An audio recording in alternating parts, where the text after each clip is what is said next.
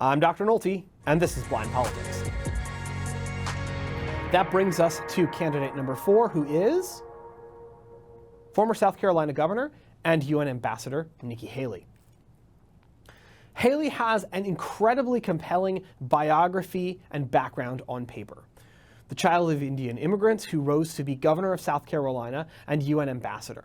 She's charismatic, she's got a foreign policy profile, she was a successful governor in her state who governed as a fiscal conservative and has social conservative bona fides.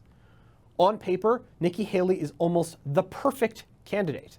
And if foreign policy is a major issue, you could see her pulling ahead of Youngkin because she has more experience, having been UN ambassador, having stood toe-to-toe with the Russians and called them out on their BS on the floor of the UN. So it's not hard to envision a path for Nikki Haley in 2024, but she's got 3 problems. First is the "what have you done for me lately" factor. This could, by the way, also be a problem for Trump. Republicans will probably want someone who has been in the arena, who's been fighting the Biden administration, either from a gubernatorial position or in Washington, on the policies that Republicans don't like. Nikki Haley has been out of the spotlight since 2018 when she resigned as UN ambassador. So she's been will have been out of the game for 6 years by the time 2024 rolls around. And that could make her seem like her time has somewhat passed. Second, if both Haley and Tim Scott, who is coming up not too far from us on this list, run, they could split the vote in their home state of South Carolina.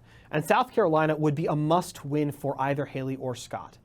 It's an early primary state, and if they don't win in their home state, where are they going to win? So you could have a situation where that state's electorate could be divided. The endorsements of people could be divided if Haley and Scott both run.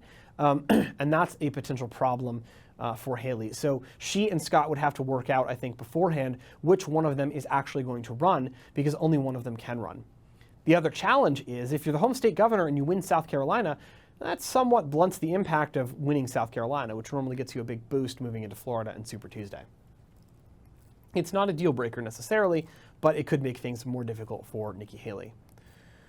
Third, and this is probably the biggest challenge for Nikki Haley, is that she's sometimes had issues managing her relationship with Trump and the Trumpists.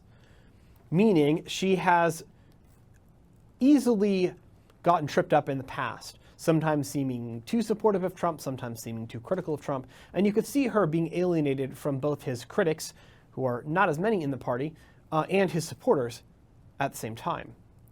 Youngkin handled that issue a lot more deftly, although to be fair, he also wasn't in the administration.